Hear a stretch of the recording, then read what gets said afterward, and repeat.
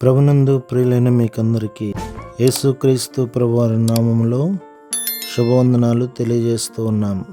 Brother భక్తి సింగ్ గారి పరిచర్యలో నుండి అలసిన వాణిని ఊరడించు మాటలు. ఏప్రిల్ 17. మీరు దేవుని ఆలయమై ఉన్నారనియు దేవుని ఆత్మ మీలో నివసించుచున్నాడనియు మీరెరుగరా. కొరింథీయులకు రాసిన మొదటి పత్రిక 3వ అధ్యాయం 16వ వచనం. న్యాయ విధాన పథకం మీది మొదటి వరుసలోని 3వ రాతి పైన జెబూలూను గోత్రం పేరు కలదు. అది దేవునికి సమీపంగా వచ్చుటకు సహాయపడు ఆత్మీయ అనుభవమును గురించి తెలియచేయుచున్నది.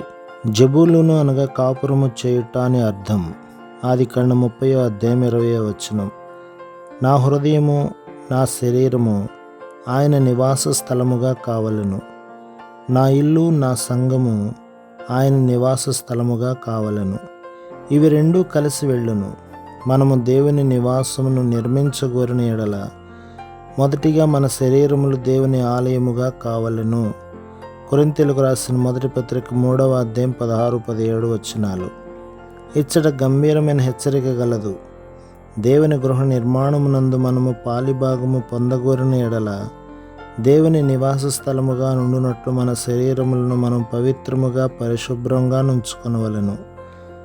మన జీవితములను కూడా పరిశుద్ధముగా నుంచుకొనవలెను. అప్పుడే పరిశుద్ధాత్మ మనలో పనిచేయగలడు, సులభముగా నివసించగలడు. లేని ఎడల ఆయన మన పనిని అంగీకరించడు.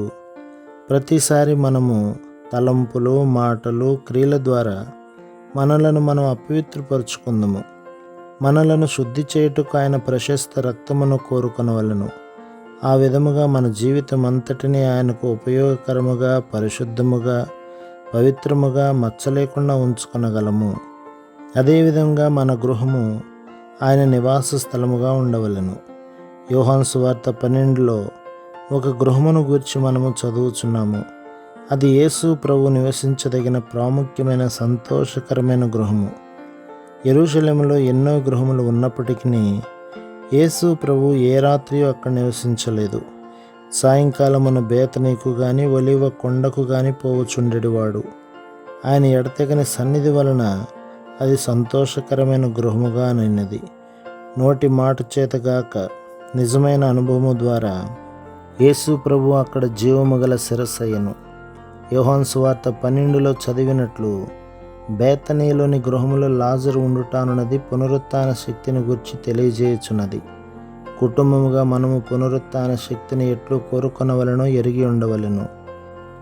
దేవుని వాక్యము ఆహారమును గురించి మాట్లాడుచున్నది. దానిని మనము సహవాసం ద్వారా అనుభవించగలము. అసూయ, సణుగులు లేకుండా సంతోషముగా ప్రేమతో చేయు పరిచర్యను గురించి మార్త మాట్లాడుచున్నది. సంపూర్ణమైన భక్తి, కృతజ్ఞత, స్తుతి గురించి మరియ మాట్లాడుచున్నది. వీటన్నిటితో యేసు ప్రభు నివసించగలిగిన సంతోషకరమైన గృహమును మనము కలిగి ఉండగలము.